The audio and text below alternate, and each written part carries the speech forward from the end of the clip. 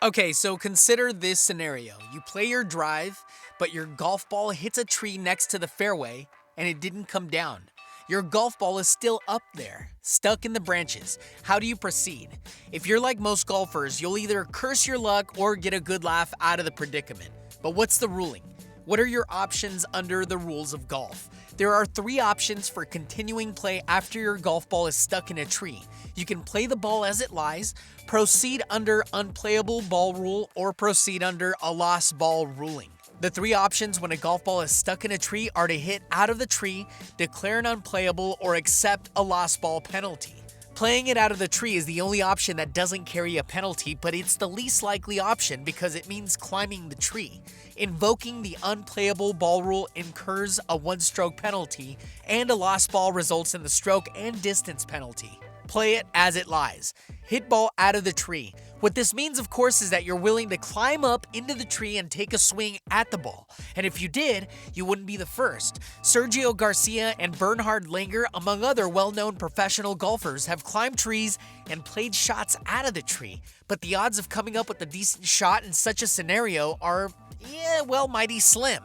The odds of further messing up the hole are much greater. The possibility of slipping, falling, and hurting yourself can't be ruled out. So while hitting a ball out of the tree is a possibility, and is the only possibility that does not carry any penalty strokes, this option is best left to golfers who are even crazier than you. You can declare the ball unplayable under Rule 19, take a 1-stroke penalty, and most likely drop within 2 club lengths of the ball. There are other options for continuing under the unplayable rule, but this is the most likely to be used in this scenario. The spot from which you measure the 2 club lengths is that spot on the ground directly under where the ball rests in the tree. But in order to use the unplayable option, you must be able to identify your ball. You can't just assume that it's up there somewhere. And you can't just assume that a ball you see in the tree is yours. You must positively identify your ball in the tree.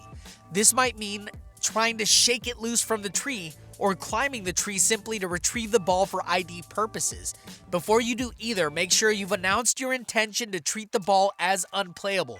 If you dislodge the ball without having made your intentions clear to continue under the unplayable rule, you'll incur a penalty stroke under Rule 9.4, ball live or moved by you, and will be required to put the ball back in the tree. Failure to replace a ball that has moved would result in an additional 1-stroke penalty. Wow! So make sure you identify your ball before continuing under the unplayable option, and make sure you declare your intentions before retrieving or dislodging the ball from the tree. Implement lost ball procedure. Alas, you may not be able to find a golf ball that is lodged in a tree, even if you know it's up there somewhere. The only option then is to accept the penalty for a lost ball and proceed under Rule 18.2, lost ball or out of bounds. The lost ball penalty is stroke and distance. That means adding a 1-stroke penalty to your score and returning to the spot of the previous stroke, where you must replay the shot. Even if you see a ball up in the tree, you'll have to take a lost ball penalty unless you can positively identify it as yours. And you only have 3 minutes within which to find and identify a golf ball. So there it is, my amigos. Oh yeah.